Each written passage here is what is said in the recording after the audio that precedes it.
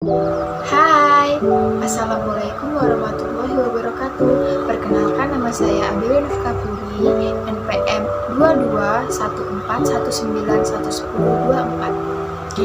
Prodi Proteksi Tanaman, jurusan Proteksi Tanaman, Fakultas Pertanian. Di sini saya akan membuat video resume mengenai materi apa aja sih yang ada di PKKMB 2022-2023. Jadi di hari pertama dan materi pertama itu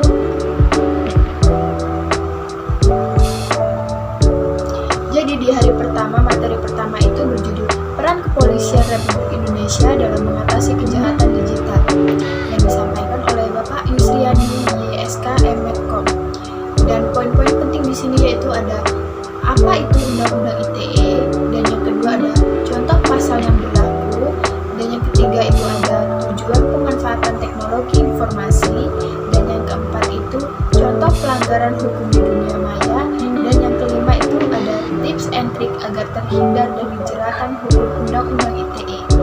Lalu dilanjutkan dengan materi kedua itu berjudul pengembangan karakter mahasiswa sebagai intelektual dan anti kekerasan anti perundungan yang disampaikan oleh Dr. Susetya Herawati SD MSI. Dengan poin-poin itu, apa itu bullying, dan yang kedua ada di mana saja sih bullying dapat terjadi, dan yang ketiga itu ada jenis-jenis bullying, dan yang keempat ada tanggung jawab kita sebagai generasi muda, dan yang kelima ada fenomena patologi sosial. Lalu di sini dilanjutkan dengan materi ketiga yang berjudul pengembangan karakter mahasiswa dalam perspektif agama yang disampaikan oleh Prof. Dr. Kiai Haji Said Agil Siroj MA. Dan poin-poinnya di sini ada yang pertama tujuan dari pembangunan karakter, dan yang kedua ada peran dan fungsi dari karakter lokal dalam membangun nilai-nilai keindonesiaan dalam diri sendiri, dan yang ketiga ada menjaga dan melestarikan budaya bangsa Indonesia. Lalu untuk hari kedua itu di sini ada materi mengenai Merdeka Belajar Kampus Merdeka. Poin-poin pembahasan di sini itu yang pertama ada visi Indonesia tahun 2045, dan yang kedua ada 4 pilar pendukung visi Indonesia, dan yang ketiga ada tantangan di dalamnya, dan yang keempat ada indikator profil pelajar Pancasila, dan yang kelima ada tujuan merdeka belajar dan hak mahasiswa. Lalu untuk materi kedua itu berjudul kesadaran lingkungan hidup dan manajemen resiko dan kampus sehat, dengan poin-poin yang pertama apa itu lingkungan hidup, permasalahannya, dan pengelolaan lingkungannya, dan yang kedua ada upaya Unila untuk menciptakan kampus yang sehat, dan tiga ada manajemen resiko. Dan materi ketiga itu ada etika dan norma kehidupan kampus, dengan poin-poin apa itu mahasiswa, dan yang kedua bagaimana mahasiswa yang ideal, yang ketiga ada tujuan kuliah, dan yang keempat ada karakter mahasiswa, dan yang kelima itu ada karakteristik yang harus dimiliki mahasiswa ideal, dan keenam ada kekerasan seksual.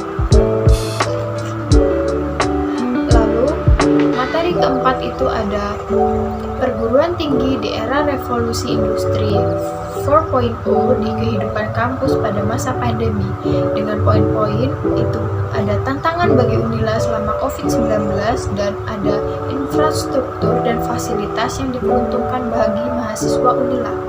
Lalu di hari ketiga materi pertama itu ada pembelajaran di perguruan tinggi di era 4.0 dan plagiarisme, meliputi pembelajaran di perguruan tinggi di era 4.0 yaitu seperti kompetensi lulusan, kemajuan suatu bangsa, strategi untuk mempersiapkan revolusi industri 4.0, dan bidang keilmuan yang baru dalam ekonomi digital. Dan lalu ada plagiarisme. Plagiarisme dan segala bentuk disintegrasi atau ketidakjujuran akademik adalah musuh dunia pendidikan. Di hari ketiga, materi kedua yang berjudul fasilitas fakultas dan kemahasiswaan. Jadi fasilitas itu di sini meliputi study center atau pusat kegiatan kemahasiswaan. Yang kedua ada laboratorium seperti laboratorium produksi tanaman, kultur jaringan, morfologi, benih, tanaman, agrometeorologi, dan lain-lain. Dan yang ketiga ada perpustakaan.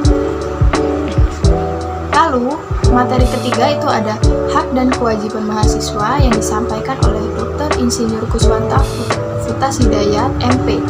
Organisasi kemahasiswaan itu berguna karena akan meningkatkan soft skill pada SKPI. SKPI itu adalah surat keterangan pendamping ijazah. Nah, menurut ketentuan umum pasal 1, mahasiswa adalah peserta didik yang terdaftar pada prodi di lingkungan perguruan tinggi. Nah, kegiatan kemahasiswaan itu adalah aktivitas dalam proses pembelajaran baik bersifat kurikuler, kokurikuler maupun ekstralikuler. Di hari keempat, materi pertama itu ada semangat dan kemampuan belajar di perguruan tinggi, dan ada 2 kunci sukses dalam studi di perguruan tinggi. Yang pertama itu adalah ingat tujuan, yaitu benar-benar memahami, benar-benar berpikirkan, dan dilakukan berulang sehingga menjadi kebiasaan. Lalu yang kedua ada melakukan yang terbaik, yaitu upaya untuk mencapai tujuan yang perlu diterapkan di berbagai kegiatan di akademik. Di sini itu ada materi prospek kerja alumni proteksi tanaman sebagai sarjana pertanian bidang keahlian khusus proteksi tanaman.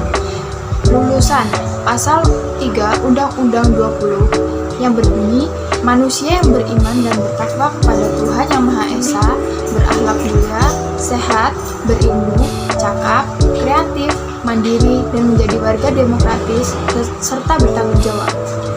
Literasi baru di sini meliputi yang pertama ada big data, yang kedua ada teknologi, yang ketiga ada manusia. Si wajib yang dibutuhkan yaitu sarjana pertanian, meliputi budidaya pertanian, agronomi, tanah, proteksi tanaman, dan yang kedua ada sarjana pertanian bidang protekta, yaitu landasan teori dan praktek tentang diagnosis dan pengendalian hama dan penyakit terpadu, dan yang ketiga ada kompetensi tambahan meliputi manajemen dan leadership. Kompetensi umum meliputi memiliki pengetahuan tentang budidaya pertanian. Sekian video dari saya ucapkan wassalamualaikum warahmatullahi wabarakatuh.